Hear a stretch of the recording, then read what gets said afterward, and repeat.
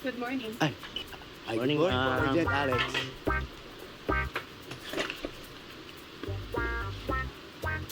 Alam ko na kung bakit inap na inap si parang Rico kay Kiara. Kasi wala naman inaatrasan eh. At si Ate Alex na nakakatakot, hindi niya inurungan.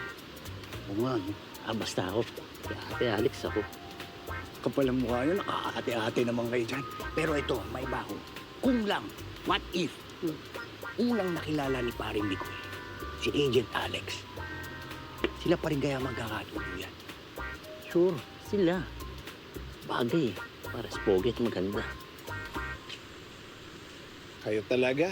Ay, paring Nico, Saan mo paalap talaga yung mapadpad eh. Buhay ng iba talaga pinagchichismisan nyo ha. Ang aga pa huy.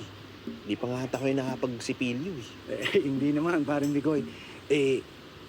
May baho Seryosong tanong to. Ang pagkakakilala ko kasi sa'yo, simpleng tao ka lang, simple lang gusto mong buhay.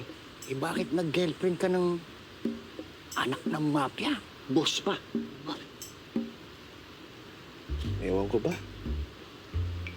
Nata nakatadhana sa akin eh. Sus, tao naman gumagawa ng tadhana eh. Tama, kahit may mga bagay tayo na walang kontrol sa maraming bagay, may choice naman tayo Nox ah. Natepe ito pag walang alak eh no. Yung mga quotable quotes na nalaman natin eh. Siyempre, nag-motivate Sa daan ba naman nangyari? Napapaisip na nga rin kami ng mga tips ba?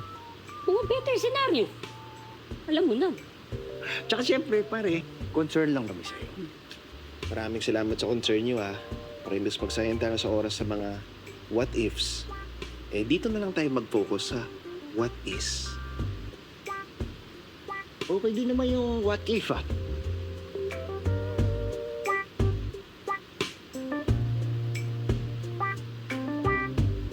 Hello mga kapatid! Ako si Enrique Hill ng A Secret in Craft.